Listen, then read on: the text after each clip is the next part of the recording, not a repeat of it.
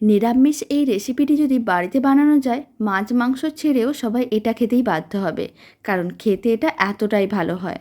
স্বাদে গন্ধে একেবারেই ভরপুর। প্রথমে কড়াইতে নিতে হবে বেশ কিছুটা পরিমাণ সরষের তেল, অল্প করে লবণ আর হলুদ গুঁড়ো।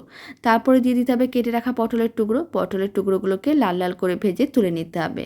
এখন ভেজে নেওয়া পটলের টুকরোগুলো তুলে নেওয়ার পরে কড়াইতে বাকি যে তেলটা আছে তার মধ্যে আলুর টুকরো দিয়ে দিতে হবে। আলুর টুকরোগুলোকে একইভাবে বেশ লাল লাল করে ভেজে তুলে নিতে হবে। কড়াইতে এখনও অনেকটাই তেল আছে, তার মধ্যে অল্প করে দিয়ে দিলাম গোটা জিরে, তেজপাতা, শুকনো লঙ্কা আর দিয়ে দিলাম গ্রেট করে রাখা আদা, হলুদ গুঁড়ো, লঙ্কার গুঁড়ো, জিরে গুঁড়ো, ধনে গুঁড়ো। সমস্ত মশলাগুলো দেওয়ার পরে ভালো করে মশলাটাকে কষিয়ে নিতে হবে।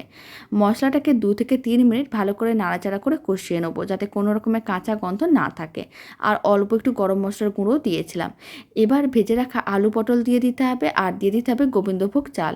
সমস্ত কিছু বেশ কিছুক্ষণ নাড়াচাড়া করে নেওয়ার পরে এবার পরিমাণ অনুযায়ী জল দিতে হবে, স্বাদ অনুযায়ী লবণ, চিনি দিয়ে ভালো করে মিশিয়ে 10 মিনিটের মতন রান্না করতে হবে, যাতে সমস্ত কিছু সেদ্ধ হয়ে যায়। আর শেষে অল্প করে একটু ঘি দিতে হবে। এতে চাল পটলটা দেখতে যেমন ভালো লাগবে, খেতেও ভালো লাগবে। স্বাদে গন্ধে একেবারেই ভরপুর।